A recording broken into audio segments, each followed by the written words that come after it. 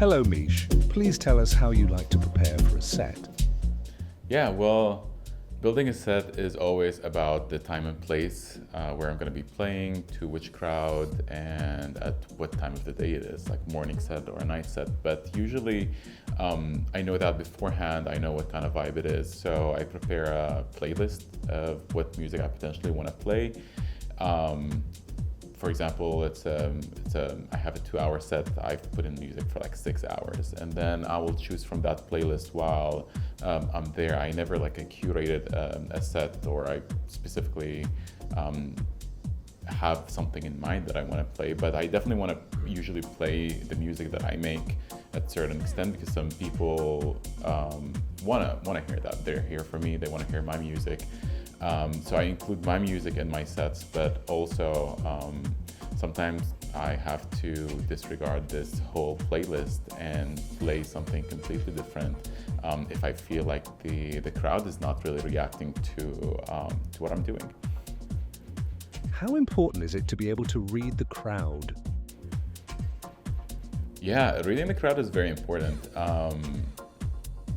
It's a skill and it's an art, and it took me some time to develop it. Actually, at the beginning, when I started DJing, I was just so into it in my own zone, playing my music in my little bubble, and I loved it, and I think I was doing great. But then, a little by little, I started learning to looking up and seeing what the people are doing, and if you find that one person or a few people in the front not really engaging, then that's how you know you need to change something up and to keep it going. Yeah.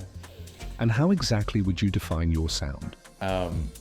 Well, I play a wide range of music. I'm not bound to any specific genre. I would like to say my sound is similar to, say, Jamie Jones, Seth Troxler, mixed with some Adam 10. But I also sometimes resort to deeper cuts of underground minimal music. It's if it's late night and the crowd needs to go more on a journey with more psychedelic elements and all that, I usually go in that route. It depends on the time and place again.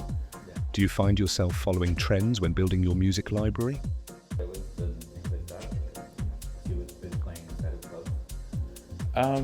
No, I don't do that at all, actually. I definitely go to clubs and see what's out there, what people are playing, but I don't necessarily follow trends or any specific DJs.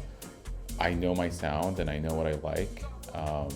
And I usually have my own sources to get my music. Definitely new music is always on the decks, but not specifically trendy music or commercial music, definitely not that.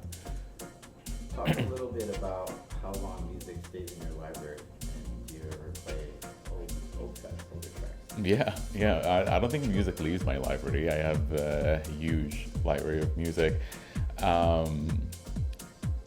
But I definitely play old tracks if it's fit where I want to play it, and I have my nostalgic tracks as well that I need to play sometimes. But also, funny enough, sometimes I'll be searching for new music and I come up across a track that is really nice, and I look into the details of it, and it's actually made 15 years ago, and it's quite interesting.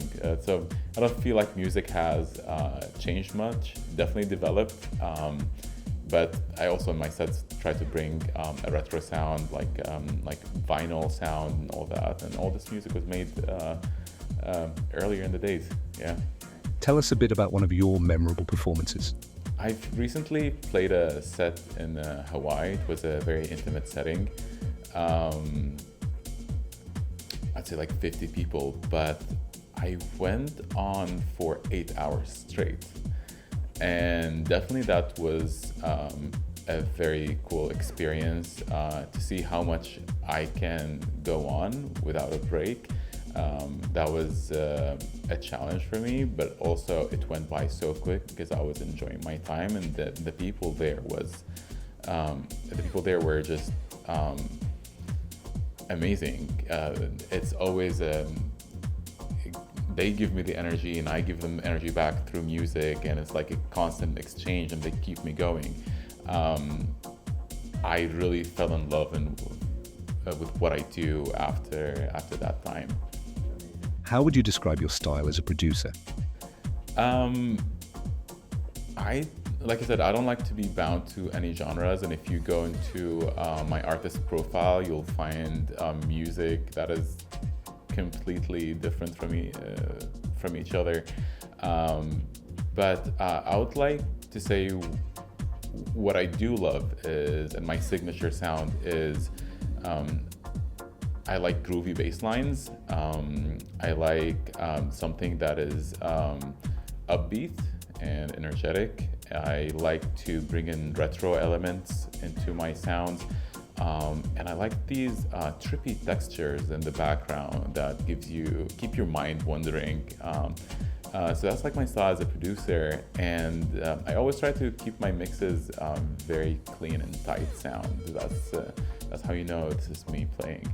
And finally, tell us what the future holds for MIISH. Well, definitely making more music, producing more, and I'm looking more into growing internationally, going to different cities, Europe, South America, festivals. I would love to play, for example, at Printworks in London. These are like where I aspire to play in the future. So I'm going to keep doing what I do until I get there. Well, we greatly look forward to seeing you on those stages. Oh, thank you very much.